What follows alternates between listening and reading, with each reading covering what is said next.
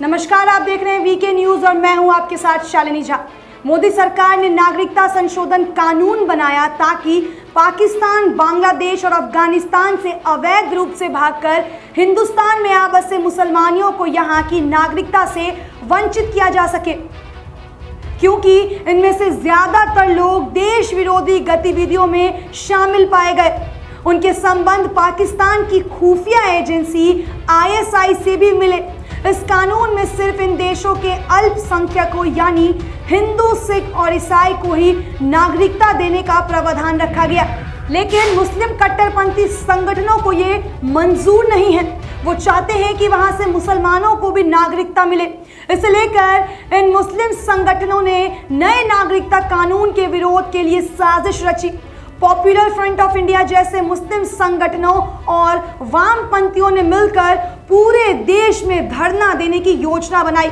खुलासा यह भी हुआ कि इसके लिए इन संगठनों ने करोड़ों रुपए की फंडिंग की। इसका केंद्र बना दिल्ली का शाहीन बाग। यहां 3 महीने से ज्यादा प्रदर्शन चला। खबर यह भी आई कि मोदी सरकार के विरोध में शुरू किए गए इस धरने में भाड़े के लोग भी शामिल हो रहे थे। पैसे देकर मुस्लिम इलाकों से लोगों को बुलाया जा रहा था। धरने के लिए सार्वजनिक सड़क पर कब्जा कर लिया गया था। जिस सड़क पर कब्जा किया गया था उससे दिल्ली, नोएडा के लिए भारी ट्रैफिक गुजरता था। इस अवैध धरने के चलते लोगों को बड़ी तकलीफें उठानी पड़ रही थी।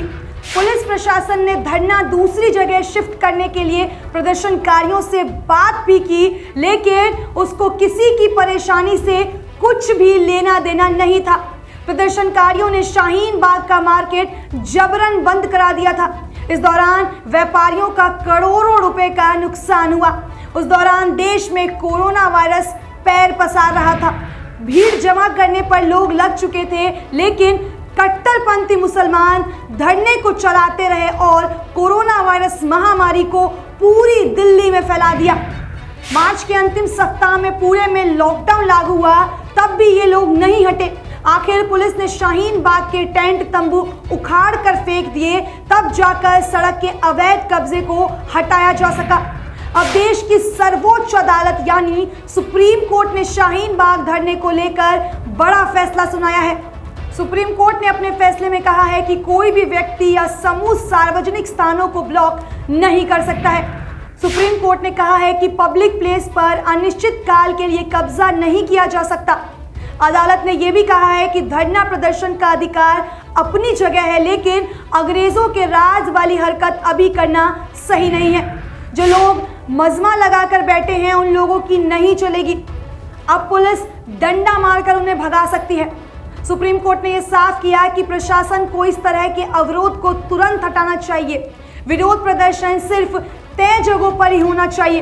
अदालत ने कहा है कि प्रदर्शनकारियों के सार्वजनिक जगहों पर प्रदर्शन लोगों के अधिकारों का हनन है। कानून में इसकी इजाजत नहीं है। सुप्रीम कोर्ट के इस फैसले के बाद अब शाहीन बाग का धरना सवालों के घेरे में आ गया है। शाहीन बाग की दादी, जो कि टाइम्स मैगजीन की सुर्खियों में आई, कट्टरपंथी मुस्लिम और वामपंथियों ने प्रचार करना शुरू कर दिया कि उनका प्रोटेस्ट सही था, तभी तो पूरी दुनिया में उनकी दादियों और शेरनियों के नाम हो रहा है। अब जब सुप्रीम कोर्ट ने कह दिया है कि यह धरना लोगों को तकलीफ देने के लिए किया गया था, अवैध कब्जे की बुनियाद पर खड़ा किया गया था, ऐसे में यह साफ हो जाता है कि शाहीन बाग के धरने की दादियां और शेरनियां अपराधी हैं। ये गुनहगार हैं उन लोगों की जिन्होंने इनके धरने के चलते तकलीफें उठाई। लोगों का मानना है कि अब ऐसा कृत्य करने वाली दादियों को आपराधिक सजा मिलनी ही चाहिए। देश और दुनिया की तमाम बड़ी खबरों के लिए बने रहिए वीके न्यूज के साथ। धन्यवाद।